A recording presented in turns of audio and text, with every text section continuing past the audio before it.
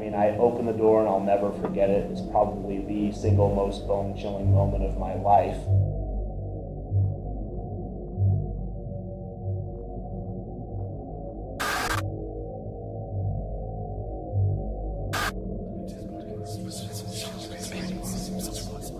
I feel like somebody's watching.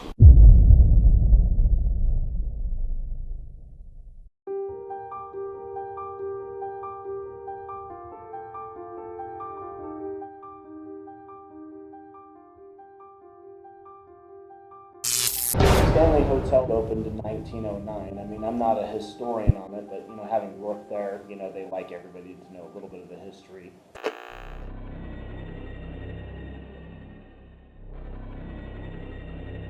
A lot of people don't know, prior to the build, was that in early 1900s, there were two brothers, so there were co-owner builders, but he actually became very sick with tuberculosis and was seeking a cure. Stanley came out and stayed in the Estes Valley, fell in love with the area. So ultimately, he builds the hotel, and in terms of, you know, everybody's interest in, you know, haunting, a lot of people don't know this, but it was reported 5 different publications. Apparently, there was a thunderstorm, or it had opened. Thunderstorm knocked the power out around 1911. They brought all the hotel guests down into the lobby, and they were trying to relight gas lamps is what they had as a backup system. What ended up happening is the housekeeper went in, tried to light the gas lamps, but immediately as she went in with her torch or whatever she had, you know, lit, there was a huge explosion. It wiped out about 10% of the hotel just from the explosion. She survived it.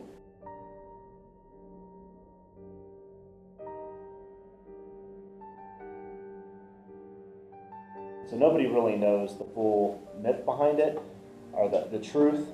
That's where they think her spirit, because she ended up living from the main accepted story, and she goes on to work at the hotel. That's the original, you know, haunting spirit that everybody feels when they go to that room, 217. My name is Lillian Louise, and I've been working here for 3.5 years. This is room 217. It is one of the most active rooms in the hotel because of Miss Elizabeth Wilson, who caused a terrible explosion here in 1911. She actually lived to tell the tale. She was found beneath us in the McGregor Ballroom, barely breathing, broken ankles, very badly injured. But after Miss Elizabeth died, people started seeing her wander around this corridor where the explosion happened, as if the explosion was reoccurring throughout time. Stephen King stayed here, which has made it a very popular space. He had a terrible nightmare here in room 217 about his son being chased, which is part of The Shining.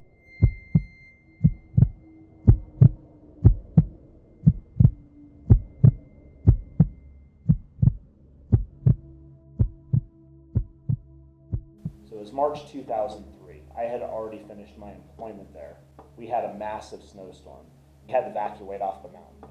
So we started making phone calls, and my sister knew people still at the Stanley Hotel, and they said, hey, if you're going to be evacuated, we'll give you a room and employee rate. So a couple of us headed down there. So I had a Jeep. I got a couple friends off the mountain that couldn't get anywhere, and it continued to snow hard. There were probably about 5 of us that night in the entire hotel.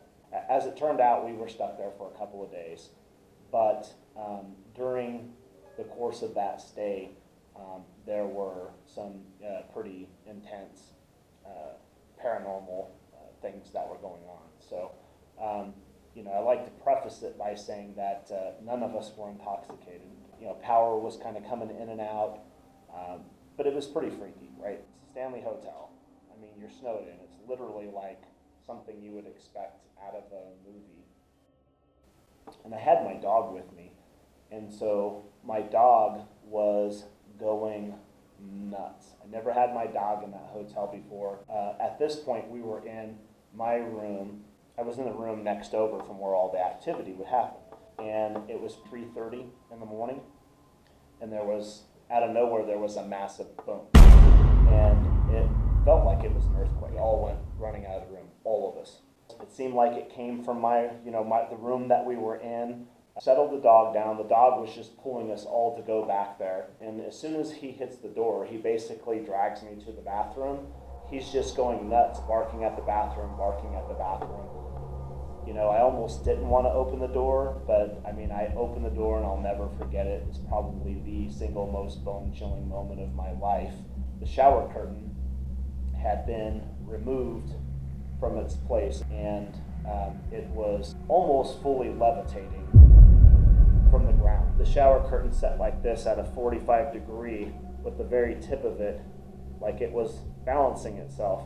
So it wasn't fully levitating, it was on the floor. But you could easily see from the eye that it was not physically possible for that to be happening. I grabbed all of my stuff, my dog, and we stayed in another room. Probably more terrifying experiences that I can tell you about. Having worked there and spent so much time at the hotel, I knew the engineer well. I knew Paul, who actually ended up dying, leaving there. They were consistently shutting down rooms, specifically on the 4th floor. One of them was 428. At the end of the day, people would call up. There has to be other sources, because it originally started with guests, not employees, calling down to the front desk and stating that blood was coming through their wall. The engineering team did everything they could to stop to it. They investigated it. They called it, well, it's not really rust. They did everything. They painted. It kept coming through. They ripped the walls out. They replaced the drywall. There was no plumbing behind that wall. There was nothing running down from above. They inspected it every single way, and it was completely unexplainable. I think it's a paranormal experience. I would say the entire 4th floor. It used to not be rooms up there. That used to be kind of more of a servants kind of quarters, and a lot of the servants back in those times, they lived there, so they had their children, things of that nature. It's believed that anytime you've been going up and down the steps that you probably passing something, or something's passing you on the steps, because it's considered to be a portal for paranormal activity. The concert hall is supposed to be all about Lucy. That's where I heard the music, where the piano would just start playing. I'm not the only one. So the concert hall is where live entertainment was held. We were opened up by John Philip Sousa. Harry Houdini's performed here, Lily Pons, Caruso. Modern day people, we've had Mary Chapin Carpenter here, Rick Springfield, Big Bad Voodoo Daddy, Los Lobos, etc. So this is a pretty lively building. Luckily for us, it's empty today, so we can take a look around. Now, a cool thing to look at would be the lighting fixtures. The one in the middle is original. That is Tiffany stained glass.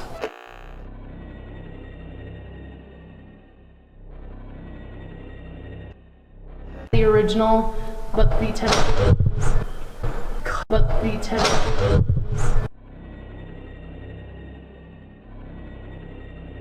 This building is said to be the most active because there's been so many performances here. Over 108 to 109 years. Can you imagine the thousands of performers who have walked across that stage to perform? So sometimes when people are here in the VIP balcony, they hear footsteps going across the stage, sheet music being clicked, as if somebody is setting up for their performance. So we'll get down there in just a second and see what we can find.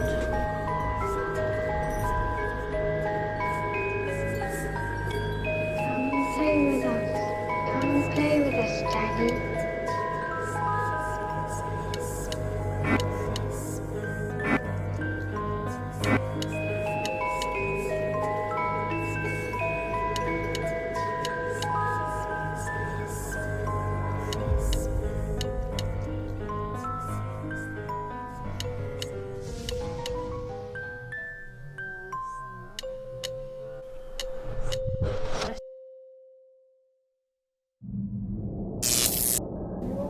Down the second floor, and I was standing over like a knob, and then I felt something on my head go like this. I started walking fast. We took a bunch of pictures and we caught the ghost kids running from the second door that leads out to the hallway inside to where the couch is. And that was the first experience I've had. The second experience was we were in the music hall on a ghost tour, and we were sitting up on like the balcony part, and I was taking pictures, and I was just listening, and I was looking down, and there's a stage with a piano, one door on this side, one door on this side. And I saw a dark figure come out of this door and go right into the wall. The second thing that happened was we were down in Lucy's room. She turned the lights off, it was dark, it was quiet. All of a sudden you hear a man scream, and a huge thud on the ground from upstairs because one of the maintenance workers had fallen off of the top balcony and died. We have found ourselves in the employee tunnel system, but this is the last standing tunnel system in the entire property. Although there are entrances and exits, all of them have become collapsed and condemned, including the tunnel behind me. This one is rumored to have gone to the employee dormitories at one point in time. We do know it leads to our employee restrooms, but we don't know if it actually goes to the dorms because it's collapsed. Now this tunnel right here was carved out in the 1970s. That was to allow us easier access to our clock-in machine and our employee dining room on the other side of the door at the end.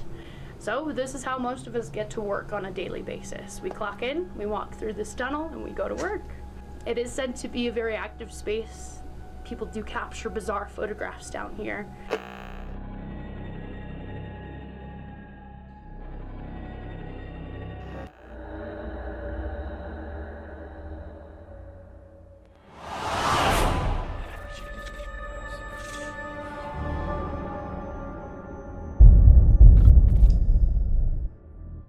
We have heard a couple of accounts when Ghost Adventures and Ghost Hunters came to film in this tunnel. During the night, they heard children giggling and laughing. There are some things going on down here, like all of our piping is down here. Our foundational beams are actually here as well, like up here. This is a structural beam.